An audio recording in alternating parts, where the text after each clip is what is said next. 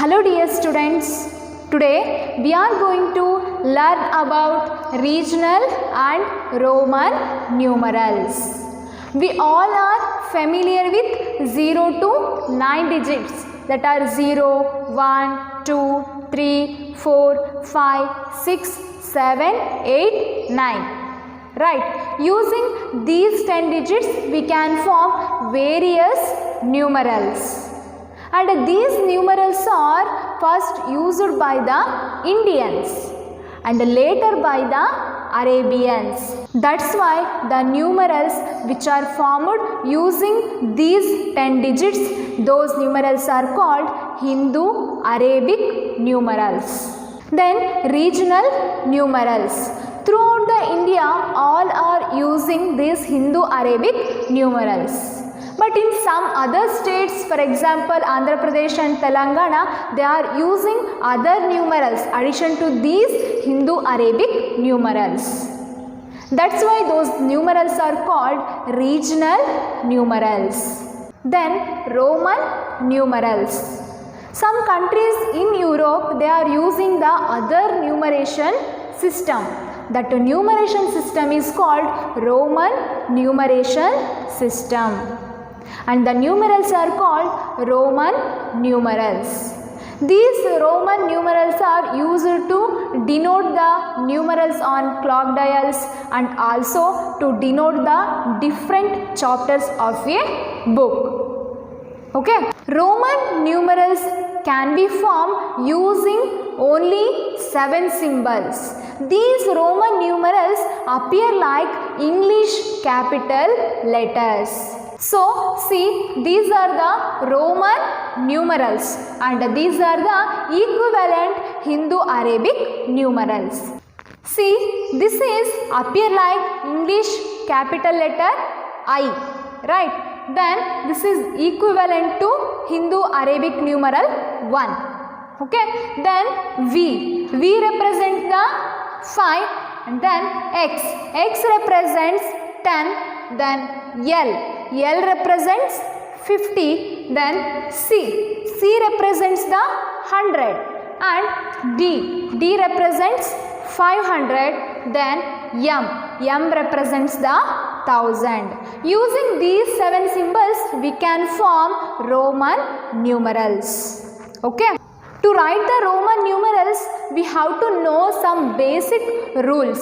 So let's discuss about the rules that have to be followed to write the Roman numerals. Rule 1 is, if the Roman numeral is repeated successively, the value of the numeral is obtained by multiplying the value of the symbol by its how many times it is repeated. Okay, I will explain with example. See, I. Okay, what is the equivalent Hindu-Arabic numeral for this I? That is 1, right? So this is I is repeated 2 times, right? Now we have to find out the value for this. Then what is the value for this I? 1, right? First we have to write the value for I. Then how many times it is repeated? 2 times, right? 2, 2. 1 into 2, 2. The value for this is 2. Then another example, X and X. X represents 10. How many times it is repeated? 2 times. 10 into 2 is 20. 20 is the equivalent value for this XX. Okay. And we can get the value for this by addition also. See, I represents 1 plus this I represents 1. 1 plus 1, 2. By adding also we get 2 and by multiplying also we get 2. For this X represents 10 and this X represents 10. We have to add these two, we get 20. Right? Have you understand? By adding or by multiplying, we can get the value. Have you understand, students? One thing you have to remember, no symbol should be repeated more than 3 times. It means here, see, this I is repeated 2 times, right? And this I can be repeated only 3 times, not up to more than 3 times. And this X also. And the symbol V should not be repeated. For example, we should not write like this, VV. Okay? Have you understand? If the symbol of a smaller value is written right side of the symbol of a greater value, the values of the both should be added. For example, see, here I write VI. Okay? This V represents 5 and this I represents the 1. Here the 1 has the smaller value, right? So this 1 is written after the 5, or this smaller value is written right side of the greater value. At this time we have to add these two. 5 plus 1 is 6. This VI represents the 6. And another example, see, X and V. This X represents 10, then V represents the 5. Here the smaller value is written after or right side of the greater value. At this time we have to add these two values, that is 15. Okay, this XV represents the 15. Have you understand, students? So the next rule is, if a symbol of a smaller value is written left side of the symbol of a greater value, then the value of the smaller symbol is subtracted from the value of the greater one. So I will explain with example. See, I, V. This I has the 1, then V represents 5. Here the symbol of the smaller value is written left side of the symbol of greater value. At this time we have to subtract the smaller one from the greater one. 5 minus 1, that is equal to 4. This IV represents the 4. Then IX. Here also the smaller value of the symbol is written left side of the symbol of the greater one. This I represents 1 and X represents the 10. Now we have to subtract the smaller one from this greater one. Okay? 1, 10. We have to subtract 10 minus 1, that is 9. This IX represents the 9. One thing you have to remember in this rule 3 is, V should not be subtracted. When a Roman numeral of a smaller value is put between two numerals of greater value, then the smaller one is subtracted on its right. For example,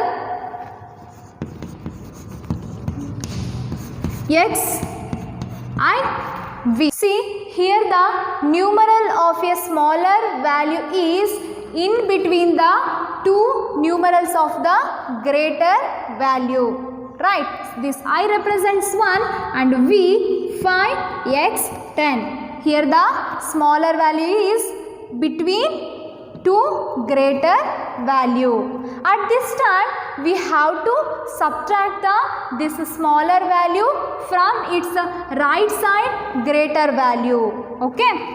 10 plus 5 minus 1, that is 10 plus 5 minus 1, 4. we get 14. This XIV represents the 14. Then another example, XIX. Here also the smaller value is written in between the numerals of the greater value. Right?